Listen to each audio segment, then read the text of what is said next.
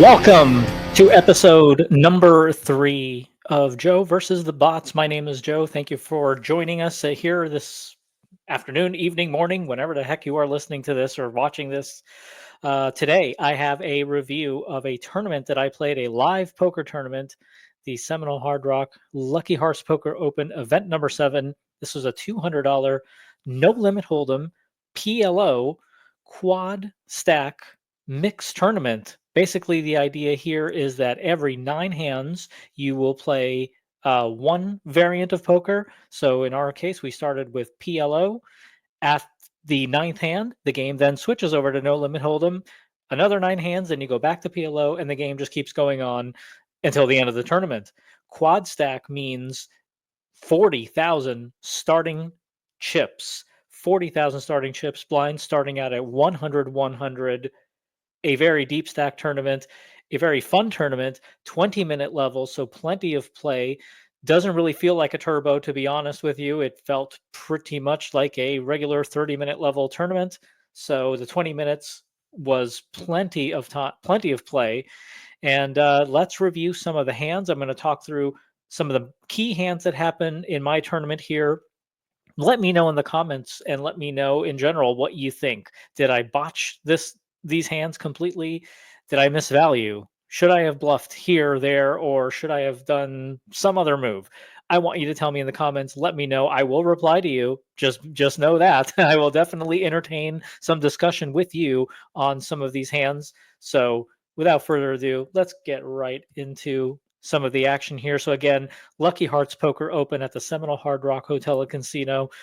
A beautiful, beautiful property. If you have not been there yet, please go check it out, especially if you are looking for poker action. Pretty much everybody in South Florida knows about it, but if you are listening to this from anywhere else around the world, and if you happen to be coming to South Florida, I highly recommend the Hard Rock. 4 times a year, they have large series that run in the grand ballroom. But even if they don't, and even if you're here outside of those times, there are tournaments running all the time, monthly big stack tournaments, big slick tournaments, different series in the poker room, you name it. Highly recommended by me. All the dealers are great. The staff is great. Lots of stuff to do on the breaks and in before and even after the tournament. So a big recommend. All right. First hand of note, we start with pot limit Omaha. Level 1 right off the bat. So 100 small blind, 100 big blind. I am in the big blind in this hand. And again, you start with 40,000. This is literally one of the first hands that are played, probably the third or fourth hand in. So I still have my entire starting stack. So in this hand, there are 2 limpers, small blind, person directly to my right, raises to 300. I looked out and I have a pair of nines single suited with an ace. So ace, 9, 9, 10. And of course, in pot limit Omaha, you have to use 2 from your whole cards, 3 from the board. Definitely worth a call here. Interestingly, the table had been playing very aggressively. Lots of raising, lots of re-raising, even in pot limit Omaha, which I find very interesting. Typically, you want to be raising your good hands, maybe limping in some other hands. Even with your good hands, you want to limp in about 30%, maybe even 40%, even 50% of the time, depending on the action, depending on the table, depending on the players or the tournament. So lots of action here, but in this one, everybody just kind of limps in, my kind of pot, except for the small blind. He raises a 300, 40,000 starting units, a must call. So I call, and then 2 limpers call. The flop comes great. 9, 5, 3. I flop the nuts. I have top set. The 3 is a club, so I also have the backdoor clubs working for me. Really feeling great about this hand, of course, as you do in Omaha. Now in Omaha, when you hit a hand in Omaha, you want to bet it and you want to not play deceptively. You don't really want to be bluffing in weird spots. See, a no limit hold'em, you can do a wide variety of plays or perform a wide variety of moves during hands, pre flop, post flop. In pot limit hold'em. That is a game. Pot limit Omaha, not so much. You flop big, you want to bet because guess what? There are 2 other cards to come. Players have 4 cards. You're going to be multi-way quite a bit as well. So the board can change drastically. The nuts, as they say, can change drastically. You want to be betting big, or you want to be betting, period, and bet big if you can. However, here I took a little bit of a different approach. So the small blind bets right out. He bets 1,000. This is the player directly to my right, a nice gentleman from France. We were talking about soccer because I was wearing my FC Porto hat. So we had a nice little conversation there. He bets right into me for 1,000. I raise to 2,500. Again, I have top set. There are two diamonds on board. There are many straight cards that can come. I want to put some money in there because right now I have the best possible hand with a backdoor redraw to the nut flush. So 2,500 is now the price of poker. I make it 2,500. Everybody else gets out of the way. The small blind calls, and he calls pretty quickly. He doesn't really think about it. This makes me think he's got a pretty strong draw. Maybe he has something like queens, kings, or aces.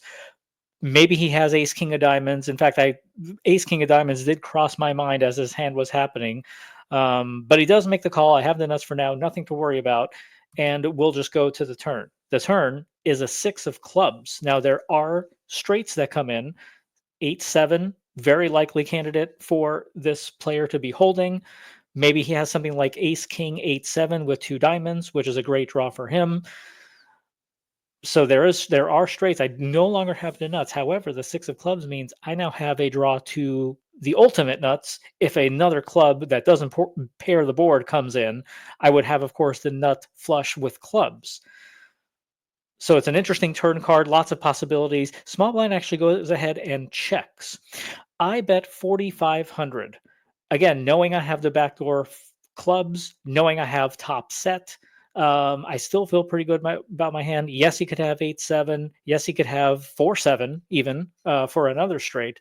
But I'm not too worried. And if he does have those straights, well, I can hit a club or I can pair up on the river here and improve my hand once again.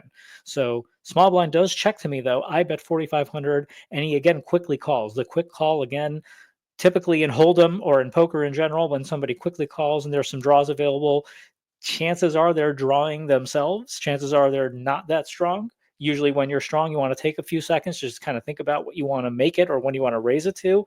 This didn't happen here. Again, he could have a straight. He could have some pretty strong draws here, as that's kind of the name of the game in pot limit Omaha. So he does call the river, a great card, a beautiful card, the seven of clubs. I now have the nut flush. Small blind goes ahead and checks. Now, what sizing to bet? Obviously, I'm going to be placing a bet in here. I have the nuts. I have to. Technically, I don't have the nuts. He could have 4 or 5 of clubs. That would have been crazy. But he does not have 4 or 5 of clubs. I have the best hand here. So what should I make it? Well, looking back at this hand when I was putting this vlog together and these hands together, I could have gone more. I think he would have paid more than 7,000, which is what I wound up betting. He might have even paid something like 14,000. I didn't want to scare him off. I wanted to get value from my hands. We were still early on. I could have even said pot, like a lot of people did during this tournament when there were PLO hands, but I chose to go with 7,000 again, trying to find a price that will get me paid. And I did get paid. He does snap call, but he mucks without showing. So I take this one down. A nice pot to start things off here. Actually, one of my first pots of the new year here in 2025. Happy to take it down. Hopefully, it's a nice start for the tournament and a nice start for the year. Again, looking back through this hand, I wish I would have bet a little bit more on the river. I think he would have called up to 10,000. If I were to go crazy, like 15,000 or a pot-sized bet, I don't think he's calling. I think he can find the fold with clubs out there. He knows I could have some clubs in my hand. He saw me raise him on the flop when I flopped top set. So he maybe is thinking I have nines or fives. Long story boring, 7,000. He calls. I win a nice pot, and we move on to the next hand of significance. Now, in this hand, we're at level 3. 20-minute level, so about an hour of play has occurred at this point. I am on the button, and I have about 56,000, and I have single suited kings, or two kings with a 6-7 of diamonds. One limper, person, player in middle position makes it 800. One caller after that, I go ahead and call behind. I'm not going to be raising here into four different players or three different players with only, and I use quotation marks, only pocket kings in Omaha. Again, Omaha, the strongest hands are things like ace, king, queen, jack, double suited, aces, king, queen, double suited, um, jack 10, 9, 8 with two suits, things that have multiple ways to win or hands that have multiple ways to win. I could have raised here, I could have three bet here, but not mandatory. You want to see flops in Omaha. You don't want to you don't want to not realize your full potential of your hand because so many things can change. So I just go ahead and call. I'm on the button. Let's just see a flop. The small blind and big blind come along, and the limper calls as well. So I think we have a five-way pot here um, on level 3. Now here comes the flop, and the flop is 3-9-9 with two hearts.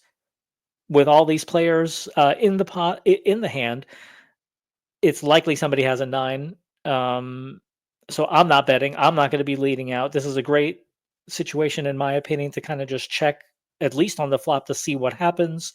Somebody could have hearts. I do not have any hearts. Somebody could easily have a 9 here. Obviously, I don't have one of those. Straights not really a consideration at this point, or backdoor straight, because of the board being paired. Omaha is a game of monster hands.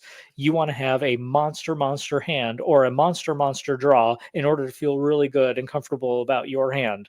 And you want to think about some of the hands that your opponents might have with four different colors. That's 16 different cards that are out there that are unaccounted for. One of them easily could be a 9. So when it gets to me on the button, I just go ahead and check it here. I've got 56,000. No need to get out of line. No need to get too crazy at this point of the tournament. So I go ahead and check. Now the turn is interesting. The turn is another 9, a third 9. So technically, I have a full house, nines full of kings, and it checks to me. These are four different players and me, so five ways into this pot. I get check two. It checks around on the flop. It checks around on the turn. So I get the idea to go ahead and throw in a little, let me see where I'm at bet for 2,500. Just a small bet, not even a quarter pot, just to kind of really see where I'm at. Are my kings good? Can I just take this down? Can I represent the missing 9 at this point? The player in the big blind does the right away. And as soon as he does this is a young kid. Don't know his name, but this is a young kid, glasses. I would absolutely recognize him if I saw him again and play with him again. He immediately does the which is typically a tell that you have it. And he goes ahead and calls, and everybody else folds. So at this point, I am done with this hand. I put this player on the 9 of clubs just because of that sigh and then that call. Very obvious tell. So at this point, I am done with this hand. I am not going to put another chip into this pot. But then the river comes, and the river is the king. So I actually improve my hand. I am beating aces now. I now have kings full of 9s. And again, I'm beating pocket aces. The big blind again checks. So here's a player who, if he had a 9, check the flop, check the turn, called the turn, and now checks the river. Does not go for value on 3 streets. So now I start to convince myself that maybe he doesn't have the 9 after all. Maybe I am good with my kings full. So I go ahead and bet 3,500. Again, a small bet, just to, if for anything, block him from making a huge bet himself or check raising a huge bet himself.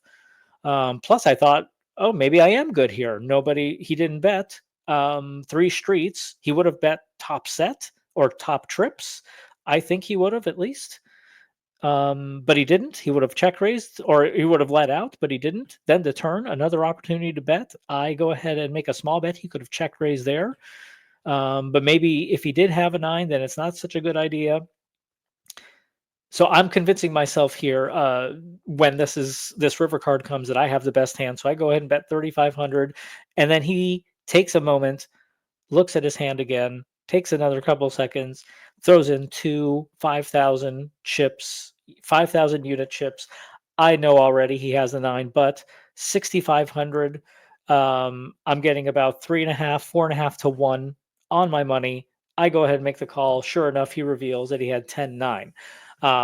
Didn't work out for me. He did have the fourth 9. I go ahead and lose this pot and get back down to about 40,000 after this hand. Interesting because this player in the big blind kind of got lucky. He defended sort of a marginal hand, if not a marginal to poor hand. Uh, Ace 10 9 7 with one suit. There are a lot of gaps. It's single suited. It's you have an ace only. So he really got lucky that he flopped 3 9s, 3 9 9, to be able to stick around and hang out until the end. Now, middle position did make it 800, and the blinds are 2-3. So I see, okay, for 500 more, there's already 3,000 in the pot. I'll flick in a call, see what happens. But typically, when you're out of position, you you don't want to get caught with a mediocre hand, but in the big blind, 500 more, defend your big blind, one ace, a few spades. Maybe you get lucky and hit a flop, and he did. And notice though, he had to get lucky to hit this flop and win. If the flop came 3-3-9, for example, and then I river a king, then he's going to get stacked. Or he's going to pay off a huge three bet that I would make on the button. So interesting how this worked out. Unfortunately, it didn't work out for me, and now we're down to about 40,000 back to starting stack again. All right, third hand of note of significance. This is a fun one. Level 7 now. We are at the end of the first break. We actually started this part of the tournament, the after the first break levels of the tournament. I had about 27,000, and after a couple of hands, I have about 45,000. Sorry, excuse me. 45,000 at this point. I'm in the cutoff position. What happens is that the under the gun player, middle position players both limp in. I have suited aces, ace 10 9. So a suited pair of aces with a 9 sort of dangler, if you want to call it that. Some connection here. Pretty decent hand. Not the best hand in the world in Omaha, but I'll definitely take it on the cutoff, especially after 2 limps. So with the aces, I go ahead and raise to 3,800. The 2 limpers call. So the 2 blinds fold, 2 limpers call, and we're off to see a 3-way flop. The flop is really, really good. Ace, king, 5 with 2 diamonds. I flop top set yet again. No diamonds in my hand, though, but top set, pretty strong here. Now, what is interesting about this hand is that the under the gun player, who is first to act after the flop, well, he leads out for 6,000 right away. 6,000. The middle position player folds. I don't want to scare this player off, especially because I just show down, not just, but in the first level, I'm still at the same table at this point of the tournament. Some of the same opponents, including this opponent, saw me take down an early hand. That first hand we showed when I flopped top set with 9s. I don't want to scare him off. I don't want to raise him out of here. I don't want to basically reveal the fact that I have 3 aces. A lot of players in Omaha will risk their entire stack with aces, no matter what, even naked aces, which means no suits, no draws, just a pair of aces and 2 other crappy cards. I didn't want to reveal to this player, especially after leading out on a flop like this, that I had aces. Now, should I have raised? Could I have raised? Yeah. Should I have raised? I think it's you can really go either way depending on your opponent, depending on the situation. I just felt in the moment that the best way to extract the maximum out of this situation was to call, let him take the lead. Pretty often in poker tournaments, if you flop big and your opponent leads out at you, you want to let them lead the dance, quote unquote. Let them do the betting for you. Don't scare them off. Maybe they're turning their hand into a bluff, or maybe you have cooler them and you don't want to frighten them with a huge raise. Let them do the betting for you. They will ultimately give most, if not all, of your chips. So, with all this in mind, at the table during the tournament, I go ahead and just call.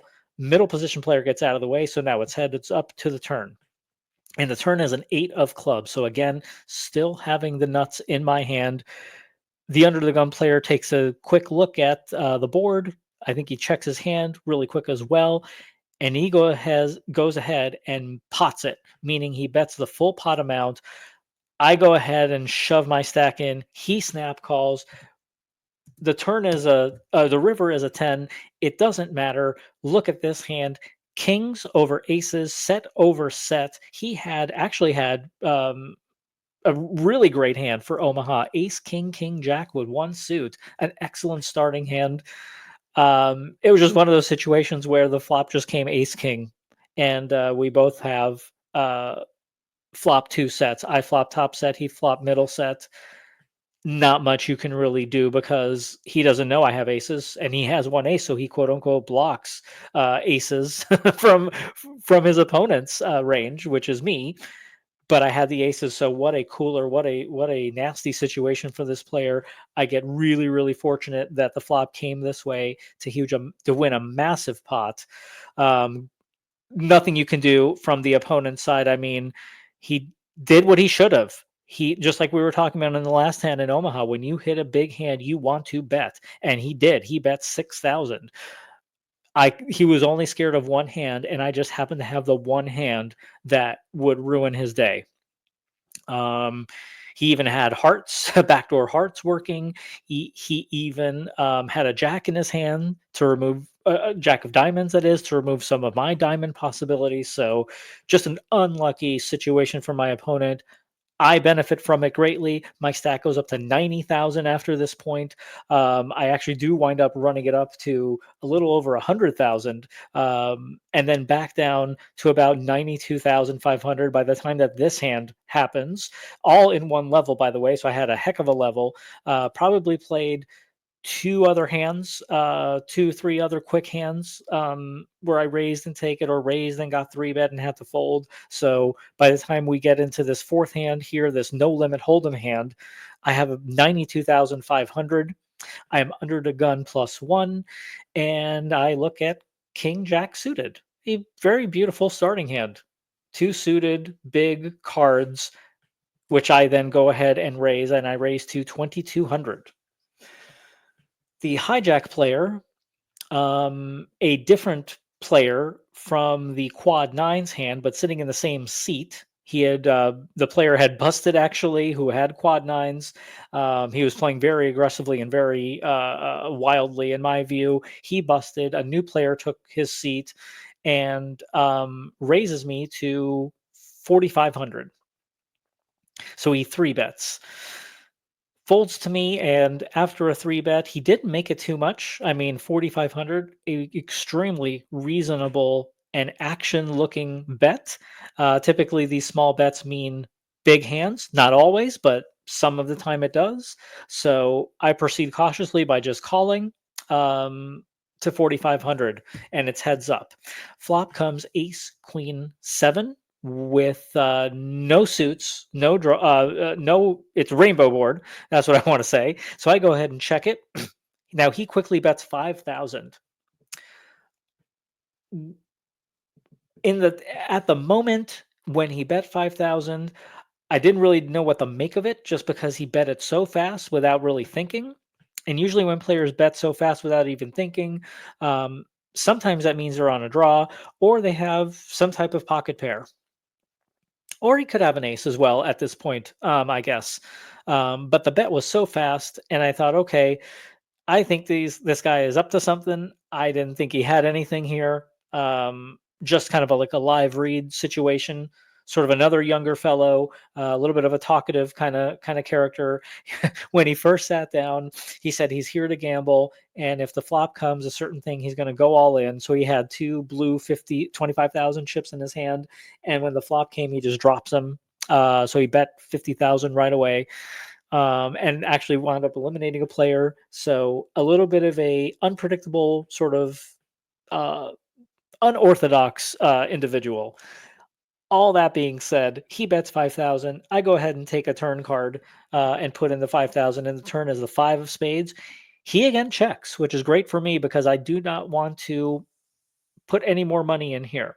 I could have turned my hand into a bluff if I really, really wanted to.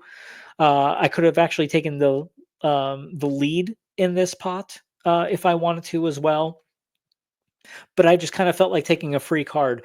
I still had a good stack. Levels were still 500, 1,000, 1,000, or the blinds rather were 500, 1,000, 1,000. I have 90,000, or here like 85,000, not counting the bets. Still a healthy stack. No need to get out of line. He has about 20 or so thousand, maybe 25,000. So in hindsight, maybe I could have led here on the five of spades, maybe saying I have a flush draw of some sort. But I check and he checks behind. So great news for me. And it works out perfectly because the river card is the magical, the beautiful, the excellent, the exuberant 10 of diamonds. I could throw out any accolades for this card. Obviously, the gin card, the nuts. I have Broadway. I go ahead and check. I do debate leading out here just to be able to guarantee that I get paid or get some value out of this hand. But again, I just thought that if I checked, that my opponent would have let out and bet for me. He does go ahead and do that. He does go ahead and make it 8,000. He has about 15,000 or so left. So I raise all in. He shrugs and calls, and he actually shows a very strong hand, which had me beat all the way until the river, the ace jack of clubs. So from his point of view, he actually did everything that he should have done. From his point of view, he three bets an under the gun raise to 4,500. I guess you can call or raise. Either one is probably good, but I do like the three bet. I like the aggression. And from his point of view, he flops an ace, continues betting 5,000. Now, when I call, maybe I scared him a little bit. The turn is a five of spades. He should have bet the turn. I think that was the opponent's opportunity to get me off my hand. He should have probably shipped it all in, given the pot size, or made his 8,000 bet on the turn. If he makes his 8,000 or 10,000 or even 12,000 bet on the turn, I probably fold. I probably don't chase my three outer in my head, and I get out of the way. But it does check through, and I get a lucky, miracle, magical turn card, river card, and unfortunately that eliminates the player. So we actually wind up eliminating this individual. Yeah, if I'm this player and I have ace jack suited on ace queen seven, I bet the flop like he did. When the turn comes to five, especially because it's a backdoor flush that comes in. Also, for whatever reason, maybe I have something weird like 6-4 or 6-8. I think the player in the hijack just needs to get his money in the middle. Don't let someone like me drawing, chasing, catch up. And that's exactly what happened. And unfortunately for him, he paid the ultimate price, and his tournament was over after this hand. All right. An interesting scenario then unfolds on level 11 with a tournament that has 20-minute levels. We're nine-handed. You pay a few blinds here and there. You raise and fold, or raise and the flop doesn't work out and check fold, or continue and somebody raises you. Chips can go up and down pretty quickly. So even though I had about 111,000 or 112,000, I'm down to 75,000 already by the time this hand happens on the very next level at 1,500, 2,500, 2,500. Well, not necessarily at the next level, a few levels in. Level 11 here, 15, 25, 25. I have about 75,000, so 30 big blinds. I am in the cutoff position, and I have just two kings. Two kings with two little dangler cards, a 6 and a 3. So nothing really to get overly excited about in Omaha. Again, pocket kings and no limit hold'em is a automatic, just get your money in before the flop if you can. But in Omaha, not so much. I mean, you're not really that much of a favorite or that much behind any other hand. It's why it's important to get to the flop. Interestingly, throughout this tournament, I might add, players were raising and re-raising and potting and repotting before the flop in Omaha, which isn't what you really want to be doing. I mean, you really want to be looking to see a flop first before deciding what you want to do later. It's, in my opinion, the most important street, or one of the most important streets in PLO, is the flop. And then in the Hold'em hands, so in the Omaha hands, they're raising, raising, raising, raising, which you shouldn't be doing. And then in the Hold'em hands, people were just limping, limping, limping, limping, limping, which again is not the best strategy in no limit Hold'em. So they were playing almost in reverse. It was very, very strange. Um, so yeah, here the under the gun player raises to 6,000 right away. Under the gun +1, so the player directly to his left ships it all in. I want to say he had around 20,000 because he was able to make it pot. So it was around 20,000. Then the middle position player repots. He just says repot. Oh boy. And it gets to me and it folds all the way to me on the button. We just talked about how Kings is not too exciting in pot limit Omaha. You want to have big draws, you want to be double suited, you want to have some high Broadway cards. If I had king, king, 7, 6 of hearts, maybe it's a different story. If I had king, king, queen, jack with one suit, I might have called. Even if I had two kings with like a 9, 8 or a 10, 9, maybe I even consider it. But with the action in front of me, I'm just thinking these guys have big draws. I think one of them at least has aces, the way the action panned out. So I think about this for quite a while and I fold my hand. I go ahead and fold the kings. The under the gun +1 player has a very nice hand. Ace, queen, queen, 10 double suited, a beautiful, beautiful starting hand. The player in middle position who repots to isolate, maybe he was thinking we were playing Hold'em, but we were in PLO because he has pocket jacks with nothing. Literally 7 deuce or 8 deuce or something like that. The other cards don't even matter. He did it with pocket jacks. A play that you see in Hold'em, but not in PLO. So when this happened, it sort of confirmed to me, okay, this is the caliber of player that I am dealing with here today. I hope I made the right fold. Unfortunately, I would have won because the flop came king 8-7, and then the 8 on the turn I would have filled up and would have eliminated both players and had a huge improvement to my stack. But unfortunately, it didn't work out that way. The player with queens winds up winning and doubling up, and so nobody gets eliminated. Just a bizarre kind of situation. Again, you're not really quote unquote supposed to be raising so much in pre-flop in PLO, but they did. Under the gun +1, absolutely you get your money in. What is the guy with pocket jacks thinking? That is a fold in pot limit Omaha. I am sorry. And then if he, let's assume for the moment that he did fold, I might have called. I probably would have called the button, the under the gun +1's all in. It was like 18,000 or 20,000. I would have called with kings and would have won that pot and had about 120,000. But unfortunately, it didn't work out that way. And that's how it goes in tournaments. Sometimes it just will not work out in your favor. You just have to try the best that you possibly can and survive in advance. So that's that hand. Let me know what you think about this hand in the comments. So then we get to a point in the tournament where I cannot find a hand. Ever since that hand before where we saw that I had 3 aces over 3 kings, and I eliminate that player with king jack of hearts in a no limit round.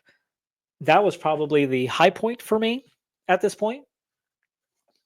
Not probably, definitely. It definitely was a high point for me in this tournament. I have 80,000. I managed to kind of just stay my head above water. Maybe I raised and took it, or I had one time pocket queens in a no limit round, I believe a few levels before this hand, and I raised and just took that down pre-flop with no resistance. One Omaha hand, I had ace, king, queen, 10 double suited, a beautiful hand. Again, raised and then continuation bet on the flop and took it down. And then the rest of the hands, I was just folding and giving up my blinds because I had nothing and faced aggression and resistance that I couldn't do anything about it. So by the time this hand happens, I have about 80,000. I'm in the big blind. There are about 38, 37 players left, and this tournament pays 19 spots. So we're getting close to the money. But I do need to find a hand because I probably won't survive. I probably do not have enough at this point with 13 big blinds to make it to the bubble. I have done with less. I have made cashes with 13, 15 big blinds with about 20 players out, 21 players out. I have cashed in tournaments before and made deeper runs even on top of that with that chip stack, but definitely looking to win a big hand or win just a pot just to get back over 100,000 was really my goal. So then we get to this hand, level 14, 2,500, 5,000, 5,000. That's the small blind, big blind, and big blind ante. The hijack player raises it to 10,000, so a minimum raise, folds to me, and I have queen six of clubs, a defendable hand for certain, not the best hand in the world, but a queen, a high card, and a six. Suited is the key here for big blind defense.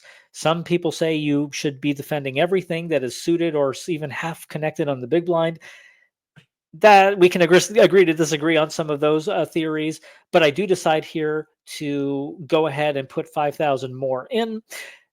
The hijack player sees this and asks to see my stack, which can mean you're very strong pre-flop, or it could just mean you have a hand like ace king, ace jack, ace queen, something like that. I don't really make too much of it, but he does ask to see my stack. I do show him what I'm playing behind, which is about 75,000 at this point, and we go ahead and take a flop. Flop comes 9, 6, 4 with two hearts. I check, which I should do as the big blind player. You do want to be doing a lot of checking, especially when you're out of position, especially into or against a pre-flop raiser or aggressor. You check, let them do the betting for you. I go ahead and check, and he bets 10,000. Very often will a player make the same bet on the flop as they did pre-flop. Typically, that is a sign of weakness. Players who miss the flop will tend to do this. Let's say you had ace king here, like ace king of diamonds or ace king offsuit, and the flop comes 9, 6, 4 with two hearts, and it gets in you, and the big blind player checks to you. Typically, you will want to continue just to, for whatever for just being able to continue the hand and trying to take down the pot. Typically, you miss when it's 10,000 or when you make it the same bet as you did pre-flop. It's a very, very common tell with a lot of live players. So that piece of information sort of led me here to call. My goal here was to hopefully just check it down. If the hijack player sensed that I was resisting him from the big blind, maybe he felt that I had hearts. Maybe he felt I flopped a 9 somehow. I just read him as weak in this instance for whatever reason. That flop continuation bet that was the same bet size as the pre-flop bet really led me here to making this call. If a king or no other face card really came, I was going to be probably calling him down, to be honest. Thinking he was just looking to pick it up with like a big hand and driving me away. So, long story short, he bets, I call, and the turn is a queen. So now I have top and middle pair. I have two pair here. I go ahead and check. He go ahead and bets 15,000. At this point, I'm thinking, man, I hope he has kings or aces or ace queen. If he has any one of those hands, I am going to shove, he's going to call, and I'm going to double up. He could have something like ace 9 of spades. Maybe he has ace jack or ace 10 of hearts, or pocket jacks or pocket tens. Some hand that will call my check raise shove. Maybe he thinks I'm on hearts, or maybe he thinks I just picked up a random queen and he has me out kicked. So when he bets 15,000, I take a moment. to think about the scenario, take a quick look at the scoreboard, at the clock, because it was right over the table in front of me's shoulder. So I could see the clock really quickly. And I took a peek at it. There were about 36 players left. They were breaking it. They were breaking a table, so I know they were down to 36. So I go ahead and raise all in. Hijack, unfortunately, snap calls. He had pocket four, so he had flopped a set. Continuation bet for the same amount as the pre-flop bet. Very unusual. He raised from the hijack for starters pre-flop. A lot of players won't even raise pocket fours, so kudos for him for actually having a range and being able to play his pairs aggressively. A lot of players would just go ahead and limp in here, but no, he raised. I called, got me to call 10,000 on the flop because he made it the same amount. Miracle card for him on the turn with the queen giving me two pair, unbeknownst to him, of course. But when he heard those magic words from me all in, he of course snap calls, as anybody should. I needed a queen or six at the end and didn't get it. And now my tournament life is unfortunately on the line. I am left with 12,500, a meager 2.5 blinds, but it's not over yet. It's not over yet. You can come back from 2.5 blinds. You just got to keep your cool. Find a hand to put the rest of your money in there. Hope to double up. Maybe do it one more or two more times, and you're right back in the tournament. So even though I had just lost this hand, was not stressed, was not worried too much about my tournament. I was like, okay, I can make this work. For some reason, I was just not worried too much or like, okay, well, that's going to be the end of it. I really thought I would just pick up a hand, double up, get up to maybe 30,000, 35,000. Then I have 6, 7 big blinds. I could work with that. I can work with 6, 7 big blinds in a tournament deep. In this situation, I have 12,500. I'm on the button. It folds to me. Ace 10 offsuit. I can't ask for better when you have 2.5 big blinds in level 14 when the big blind is 5,000. So I go ahead and put my 12,500 in. Player to my left asks to see how much it is or asks for a count. I say 12,005. He takes a second and folds, but the big blind calls. In fact, he snap calls after the small blind folds. He's got ace jack. I am in domination world of pain here.